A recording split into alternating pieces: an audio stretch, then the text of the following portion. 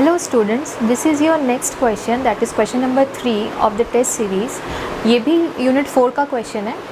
Late us see the question दे बोल रहा है आपको एक अरेंजमेंट है एक रोलर का इन अ 20 डिग्री पे एक रोलर अरेंज है जिसका पोजीशन कैसे बना हुआ है, वो 20 डिग्री पे अरेंज कैसे है.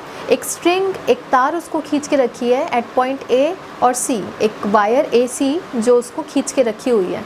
ठीक है. Find the tension on the cord, मतलब आपको AC की वैल्यू फाइंड आउट करनी है. AC एक फोर्स है जिससे वो खींच के रखा हुआ है इस रोलर को. तो आपका अरेंजमेंट ऐसा बना हुआ है, 20 डिग्री पे नीचे ऐसा सेटल है. तो आपको स्ट्रिंग AC की वैल्यू फाइंड आउट करनी है. और क्या है आपको डायग्राम में और भी क्या दिया है, मतलब क्वेश्चन शॉर्ट में लिखा हुआ है यहाँ पे. क्वेश्चन पूरा अगर देखेंगे तो क्वेश्चन में ये भी दिया था कि भाई हॉरिजॉन्टल फोर्स P जो है वो सीधा लग रहा है, एक W वेट उस पर एक्ट कर रहा है 5000 न्यूटन का. बाकी जो पॉइंट्स हैं वो पॉइंट्स दिए हुए थे. जो कलर चॉक्स पे बने हुए हैं वो कुछ भी नहीं दिया था, ये मैंने FBD क्रिएट किया है. ठीक है. अब देखो यहाँ पे अगर 20 का एंगल बन रहा है, अगर मैं इसको FBD को क्रिएट करने के बाद मैं एंगल्स को जस्टिफाई करूँ तो कैसे करूँगी. ये एक जो एंगल आपका हॉरिजॉन्टल के साथ इंक्लाइन लाइन पे बन रहा है तो कहीं ना कहीं क्या होगा, आपका RB जो है, जो सरफेस टच है, वहाँ पे FBD पे एक रिएक्शन लगेगा. और तो कोई रिएक्शन नहीं है, सिर्फ फोर्स P है, वेट W है और एक रिएक्शन आपका इस वाले सरफेस जहाँ टच होगा P पॉइंट पे, वहाँ पे एक रिएक्शन लगेगा. अब यहाँ से RB जो है परपेंडिकुलर पे है. मैंने क्या फॉर्मूला बताया था, किसी हॉरिजॉन्टल पे अगर किसी एंगल पे एक लाइन है, इस लाइन से एक एंगल बन रहा है किसी हॉरिजॉन्टल पे, तो उसी लाइन पे अगर सेम आपका उसी इंक्लाइन लाइन पे एक परपेंडिकुलर लाइन हो तो वो वर्टिकल के साथ क्या करेगा, सेम 20 डिग्री का एंगल बनाएगा. क्या कॉन्सेप्ट था वो, अगर किसी हॉरिजॉन्टल लाइन पे कोई एक लाइन एंगल बना रहा है, सपोज थीटा एंगल, तो उस इंक्लाइन लाइन पे जो वाली लाइन परपेंडिकुलर होगी उस परपेंडिकुलर लाइन का वर्टिकल के साथ सेम डिग्री का एंगल बनेगा, दैट इज़ थीटा. इसको थोड़ा सा मैं बड़ा कर दूँ, छोटा हो गया. सेइंग अगेन, एक हॉरिजॉन्टल लाइन पे एक इंक्लाइन लाइन थीटा एंगल बना रही है, तो इसी इंक्लाइन लाइन पे जो परपेंडिकुलर लाइन बनेगा उस परपेंडिकुलर लाइन का वर्टिकल के साथ जो एंगल बनेगा वो भी सेम होगा. Same we are doing here. ठीक है. ये भी 20 डिग्री हो गया. 20 डिग्री के बाद यहाँ पे देखो, इसके जस्ट ऊपर में मैंने उसको आगे एक्सटेंड किया RB को, तो वो वर्टिकली अपोजिट एंगल से 20 डिग्री हो गया. उसके बाद क्या किया मैंने, ये निकालने के बाद अब मुझे कहीं ना कहीं RB का पोजीशन पता है, P का पता है, W का पता है. मुझे AC का पोजीशन नहीं पता जिसका मुझे फाइंड आउट करना है. AC का पोजीशन कैसा होगा मेरा, यहाँ पे दिखा हुआ है देखो, CA जो दिख रहा होगा आपको, CA स्ट्रिंग, वो आपका इंक्लाइन लाइन के साथ 30 डिग्री का एंगल बना रहा है. ये वाला स्ट्रिंग अभी 30 डिग्री का एंगल बना रहा है. दैट मीन्स मैं क्या करूँगी, यहाँ पे देखो मैंने यहाँ पे ट्रायंगल लिया है ACB, वहाँ पे देखो ACB. इस ट्रायंगल पे मैं ट्रायंगल प्रॉपर्टी अप्लाई करती हूँ क्योंकि RB का जो रिएक्शन है वो इस लाइन के साथ परपेंडिकुलर है कहीं ना कहीं. तो ये 90 एंगल हो गया, ये 30 हो गया, और ये क्या होगा 180 माइनस 30 प्लस 90, दैट इज़ इतना एंगल जो मैं बोलूँगी वो होगा मेरा 60 degree. Angle ACB, angle ACB is your 60 degree by triangle property. Similarly angle ECA means ये वाला EC और A, दैट मीन्स जो स्ट्रिंग है आपकी AC वो वर्टिकल के साथ कितना एंगल बनाएगी, दैट इज़ 80 डिग्री. कैसे, इसका 60 डिग्री प्लस ये 20 degree, 60 plus 20 that is 80 degree. देखो मैंने यहाँ पे कोऑर्डिनेट में सेम चीज़ बनाई हुई है, यहाँ का FBD और यहाँ पे कोऑर्डिनेट. ठीक. ये आपको पता है एंगल GCF, एंगल G ऊपर CF, 20 degree vertically opposite angle जो मैंने बोला वो दिख रहा है सबको. अब इसके बाद क्या करूँगी, मुझे एंगल की पोजीशनिंग पता चल गई, स्ट्रिंग्स को मैंने लोकेट कर दिया कौन से डिग्री पे कहाँ पे बन रहा है कोऑर्डिनेट पे. यहाँ पे इक्वेशंस पे देखो, मेरे पास दो इक्वेशंस हमेशा से होते हैं, summation fx equals to 0, summation fy equals to 0. यहाँ पे मोमेंट नहीं लगाऊंगी क्योंकि सारे फोर्सेस और एक्शन क्या होंगे, किसी भी पर्टिकुलर पॉइंट पे लेंगे तो 0 हो जाएंगे क्योंकि उसी पॉइंट से पास हो रहे हैं. इसलिए मैं कौन सा इक्वेशन लगाऊंगी, मैं summation fx equal to 0, summation fy equal to 0. As usual जैसे मैं लगाती हूँ इक्वेशन वैसे मैंने इक्वेशन लगाया है. साइन कन्वेंशन यहाँ का नेगेटिव होगा, यहाँ का नेगेटिव होगा, बाकी ये दोनों पॉजिटिव. मैं लिख देती हूँ यहाँ का नेगेटिव साइन कन्वेंशन और यहाँ का नेगेटिव साइन कन्वेंशन, बाकी सारा पॉजिटिव होगा. ठीक है. अब क्या है, आपका बाकी सारा अगर पॉजिटिव है तो मैं fx के बाद fy से एक RB की वैल्यू फाइंड आउट कर सकती हूँ कि RB मेरा इतना होना चाहिए. आर बी के बाद मैं क्या करूँगी, put the value of R be in equation 1, मतलब एफ ऑफ एक्स के इक्वेशन में मैं पुट करूँगी तो मेरा कुछ इस टाइप का डेरिवेशन आएगा। इस डेरिवेशन के बाद आप लोग इसका एक स्क्रीनशॉट ले लीजिए या पॉज करके अपनी कॉपी में इसको सॉल्व कर लीजिए। इसका आगे का डेरिवेशन जो है, एब्रीविएशन है, मैं ऊपर करती हूँ, ठीक है। ऊपर में कैसे होगा आपका, यहाँ पे मैं ये जो ट्रायंगल की प्रॉपर्टीज़ है मैं बताई हूँ, इसको मैं रब अप कर देती हूँ, इसका कोई काम नहीं है।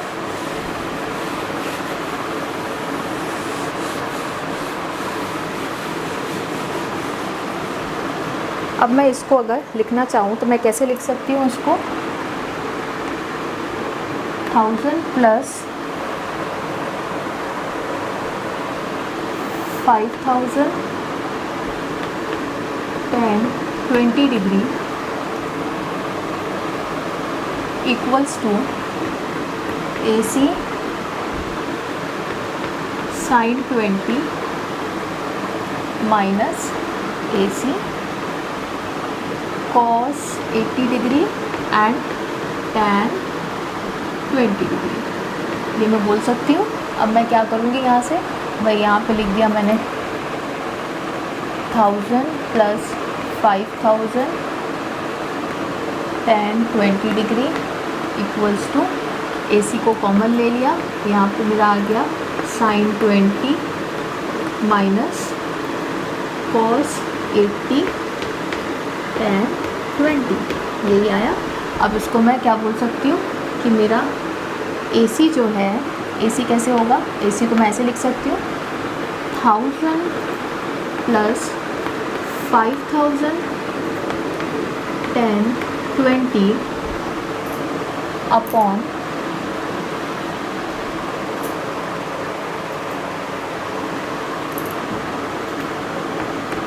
sin 20 minus cos 80 into tan 20, ठीक। अगर मैं इसको इतना लिख सकती हूँ तो मेरी AC की वैल्यू यहाँ से फाइंड आउट हो जाएगी। AC की वैल्यू क्या फाइंड आउट होगी, आप इसको मैं बार बार कह रही हूँ, नॉर्मली फ़ोन में सॉल्व नहीं करेंगे। अगर फ़ोन पे आप इसको सॉल्व कर रहे हैं तो आपकी वैल्यू सही नहीं आएगी। अगर आप इसको सॉल्व करेंगे फ़ोन पे तो क्या होगा, कहीं ना कहीं आपके साइन कन्वेंशंस जो है या जो भी ब्रैकेट वगैरह लगाना है उसमें आपको प्रॉब्लम होगी। आपको इसको साइंटिफिक कैलकुलेटर से ही सॉल्व करना है, तभी आपका आंसर आएगा। AC की वैल्यू आएगी समथिंग 3059.71 न्यूटन। मस्ट रिमेंबर कि आपको उसकी यूनिट लगानी है, ठीक है। आपकी AC की वैल्यू क्या आ गई, AC is equals to this. आप इसको क्या लिख सकते हैं, it is as similar to 3060 newton, right. आपका ये हो गया। अब क्या करना था आपको, फाइनली AC फाइंड आउट करना था, इसलिए मैंने AC फाइंड आउट किया। अगर आप चाहो तो RB की वैल्यू भी आप फाइंड आउट कर सकते हो। AC की वैल्यू यहाँ पे पुटअप करोगे, RB आपका ऑटोमेटिक निकल जाएगा। बट मुझे क्या करना था, सिर्फ AC की वैल्यू फाइंड आउट करनी थी, इसलिए मैं रिएक्शन B को फोकस नहीं करूँगी, ठीक है। So this was your question number 3। Question number 3, 1, 2 जितना भी मैंने अब तक बताया सिर्फ यही था आपके हर क्वेश्चन में कि आपको फाइंड आउट क्या करना है। बच्चों का ये डाउट है कि बच्चे बोलते हैं मैम फाइंड आउट क्या करना है, स्टार्ट कहाँ से करना है। क्वेश्चन हर एक नया सा, व्हील का क्वेश्चन, सिलेंडर का क्वेश्चन, हर क्वेश्चन नया होता है। नया होने के बावजूद आपको देखना है कि आपको फाइंड आउट क्या करना है। अगर फाइंड आउट आपको ये करना, आपको समझ में आ गया क्या फाइंड आउट करना है, तो उसको आप इजी कैसे कर सकते हो। जैसे मेरी स्ट्रिंग है, स्ट्रिंग को मैं किसी कोऑर्डिनेट में लोकेट कैसे कर सकती हूँ। हर एक फोर्स का पोजीशन और एंगल मुझे फाइंड आउट करना है इन शॉर्ट में, और कुछ नहीं। ऐसे डायग्राम्स में आपको हर फोर्सेस का एंगल और पोजीशन अगर आप फाइंड आउट करते हो तो उसके बाद का प्रोसेस पूरा सेम है। एंगल और पोजीशन फाइंड आउट करने के लिए आपके पास सिंपल जो 11th 12th की ज्योमेट्री या 8th 9th 10th में आपने जो ज्योमेट्री पढ़ी हुई है वही चीज़ काम आएगी, ठीक है। दिस वॉज योर क्वेश्चन, देख लीजिए एक बार। And now for the international students. So students, this is a question of a arrangement of a roller which is placed at an inclination of 20 degree, and at this arrangement here is a string AC is pulled at the place A so that the arrangement can't disturb. Also the force P is making a pull on horizontal that is of 1000 Newton and a weight W is acting just downward. What happens, we need to find the geometry of these forces so that we can put it in a coordinate axis. This is 20 degree angle. This is a concept I have already told in the first of video, that if a horizontal is making an angle something theta, at that inclined angle, if a line is perpendicular, that means 90 degree, then what happens, that perpendicular line will make an angle with vertical also, and that vertical angle will also be as the same value of theta. Here we are doing the same. Horizontal angle 20 is making with the same vertical angle 20 with the perpendicular line which is placed just in the inclination that angle is making at the horizontal. So this was 20, this is also 20, and this is vertically opposite angle, that's why it's also 20. After that we are just making a geometry or not, it's a triangle property, that here angle CAB is given 30 degree, and after that what happens, we know that RB is a reaction of a free body diagram which is just making at a perpendicular to the cylinder, I can say a roller. Then if it is a 90 degree with this at point B, it is 30 degree with point A, then what will be the angle of this at point C? We can make a triangle property, that is 180 minus 30 minus 90, that is this angle will be 60 degree. What will happen now?